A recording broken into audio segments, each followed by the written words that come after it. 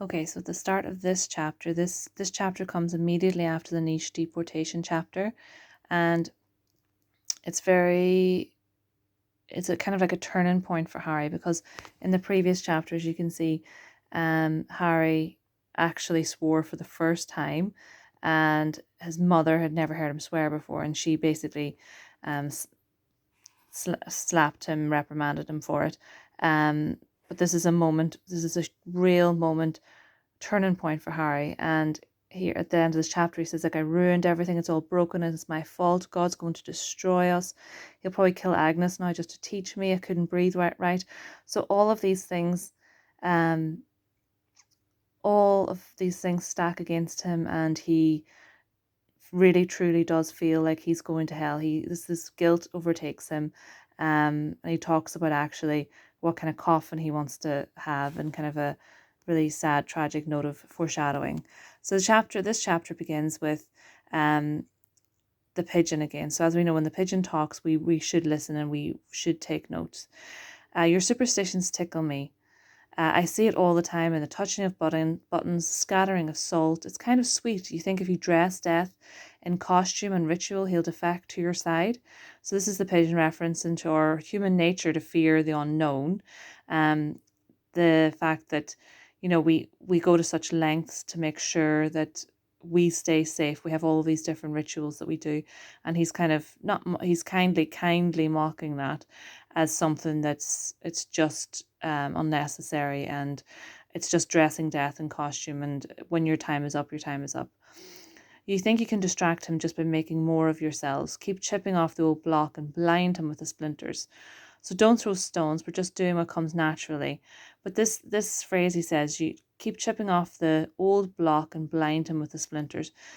Is he referencing the meaning of life there, the circle of life that, we're all just trying to, what's the purpose in all of this, desperately trying to do better and desperately trying to improve ourselves. Um, and then it turns to the pigeons kind of, he is trying to woo another pigeon. He's a bit of tail dragon, bring her under my spell. Our children with champions immune to all those Osseses and Caucasus that ravage your forebears. And then obviously the deed is done. Bingo. Seems like a lot of effort for scant reward. Don't know what you're supposed to feel.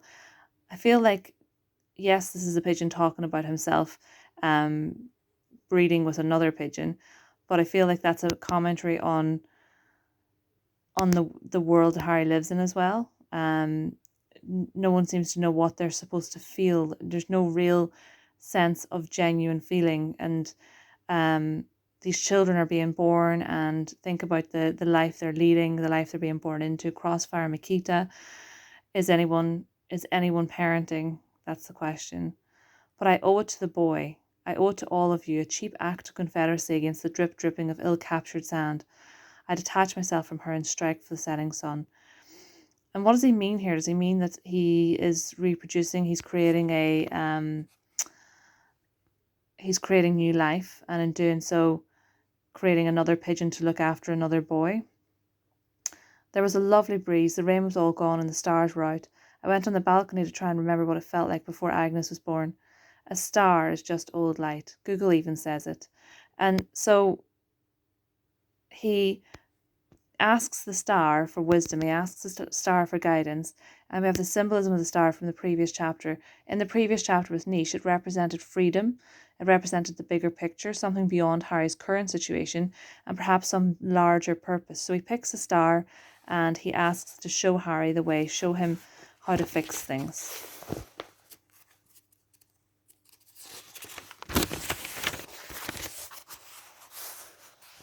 And this flashback then to the time when there was a power cut in Ghana, and him and his father do everything they can to help everybody.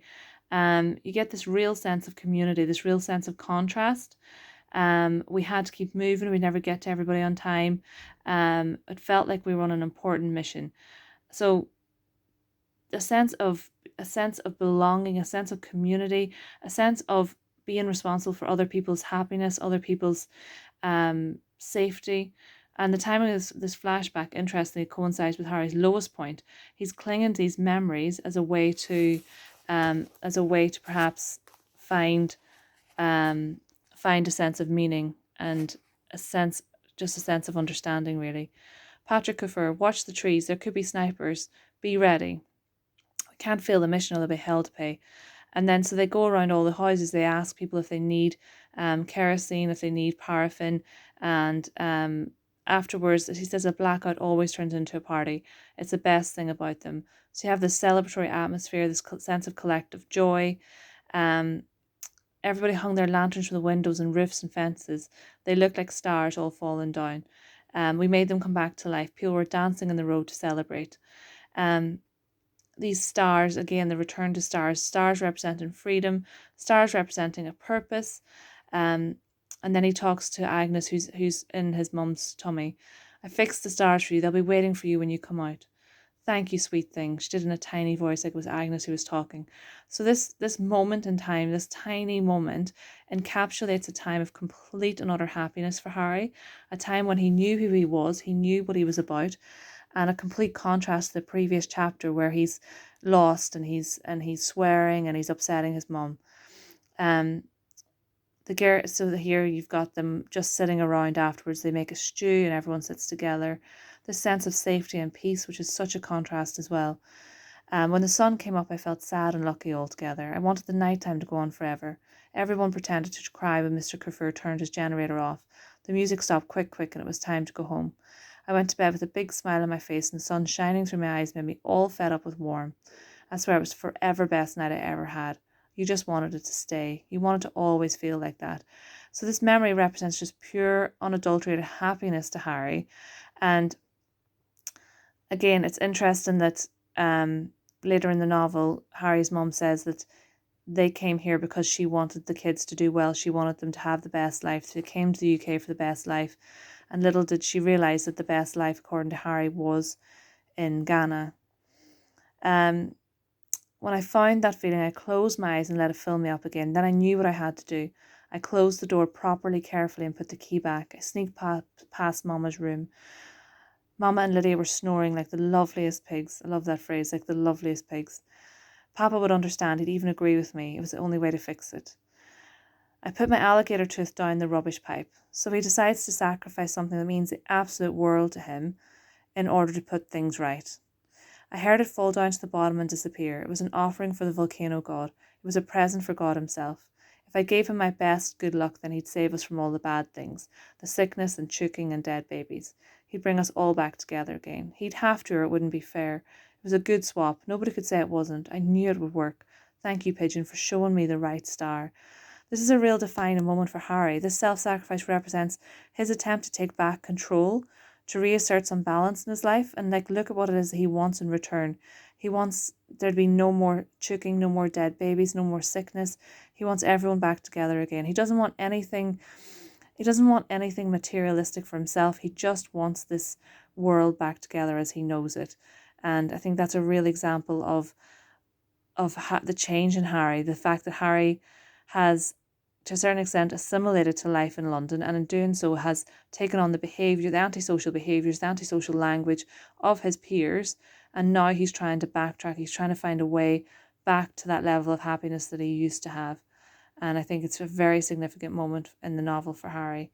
And I think Kelman's purpose here with this particular scene is, as readers, I think Kelman is really pushing us to see that the true impact of this new environment on the mind of Harry and how everything plays on his mind, and the fact that really, truly, so far we haven't seen any sense of collective unity. There's been no sense of community spirit, no sense of compassion for your neighbours at all. In this one chapter, it's everything. Everything is about the community. Everything is about the neighbours. It's all about looking after people. And I think Kelman is perhaps pointing to the fact that that's the one thing that our society is really missing at the minute, is a sense of collective concern for other people. And we've all become very much self-serving rather than actually thinking about the bigger picture and thinking about looking after others. Okay, I'm going to save this now, and hopefully I can save it. And if it works, hopefully it works. Okay, 1 second.